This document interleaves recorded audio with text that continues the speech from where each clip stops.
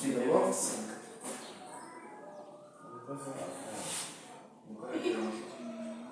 Nous avons fini les réactions acides base.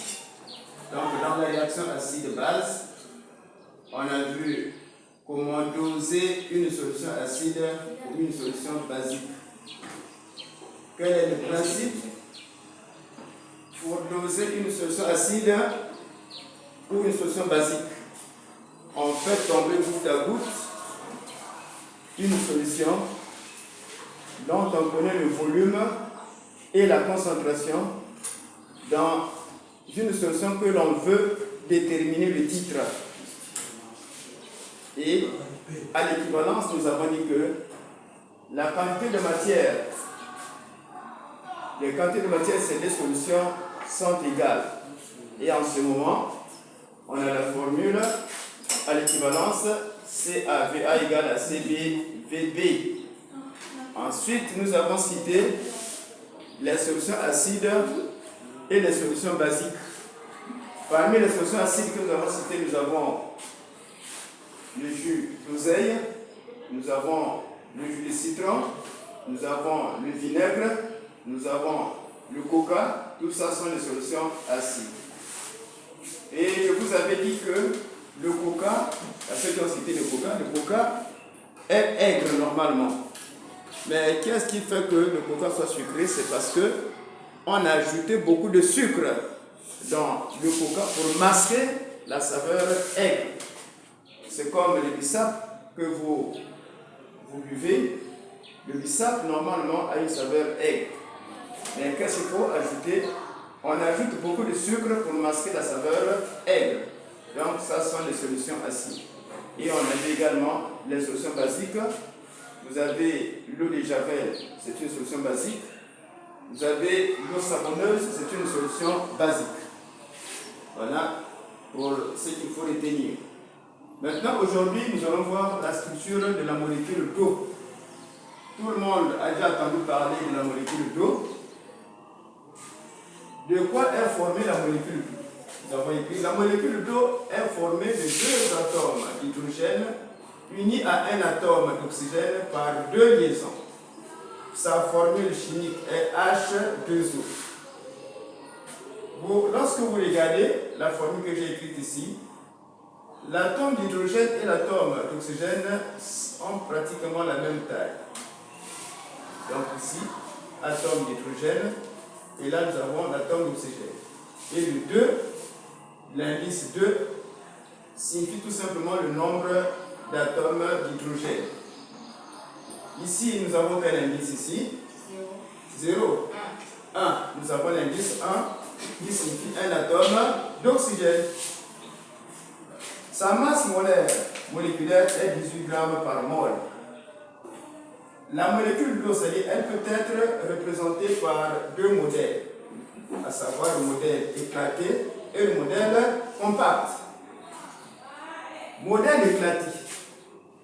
Bon, éclaté signifie tout simplement, c'est-à-dire, ça montre la disposition des atomes. Ici, nous avons l'atome d'oxygène. L'atome d'oxygène est uni à deux atomes d'hydrogène par ces deux tiges. Ces deux tiges sont appelées liaisons. Ces deux tiges ont la même longueur et chaque tige mesure 0,096 nanomètres. Le nanomètre est une unité de longueur, comme le mètre, comme le centimètre. Alors, un nanomètre est égal à 10 exposant moins 9 mètres.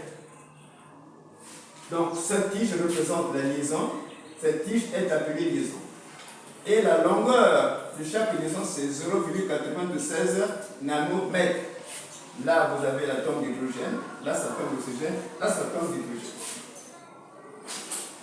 L'angle formé entre les deux liaisons ici est égal à 105 degrés. Donc voici l'angle formé ici. L'angle formé par les deux liaisons est égal à 105 degrés. Donc Dans le modèle éclaté de la molécule d'eau, chaque liaison mesure 0,097 nanomètres et la longueur des liaisons est 105 degrés. Ce que nous avons répété ici, la longueur d'une liaison dans la molécule d'eau est 0,096 nanomètres. J'ai bien écrit ici nanomètres en parenthèse nm. Et l'angle de liaison hydrogène, oxygène, hydrogène est 105 degrés.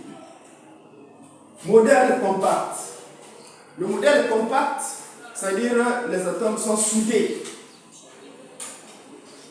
éclatés, les atomes sont séparés, mais modèle compact, les atomes sont soudés. Donc vous voyez ici, les atomes sont soudés. Ici vous avez l'atome d'hydrogène, je vais le présenter ici, atome d'hydrogène et atome d'oxygène. Caractéristiques géométriques de la molécule. Les caractéristiques géométriques de la molécule d'eau sont: nous avons l'angle de liaison qui est égal à 105 degrés. Nous avons la longueur de liaison qui est égale à 0,096 nanomètres. La forme de la molécule qui est triangulaire. Notez bien, dans la structure de la molécule d'eau, les atomes ne sont pas alignés. Alors, elle n'est pas linéaire. Nous avons dit que la forme est triangulaire. Mais quand la forme est triangulaire, c'est que les atomes-là ne sont pas alignés. Voilà, pour ce qui est de la molécule d'eau, et nous allons passer à la structure des hydrocarbures.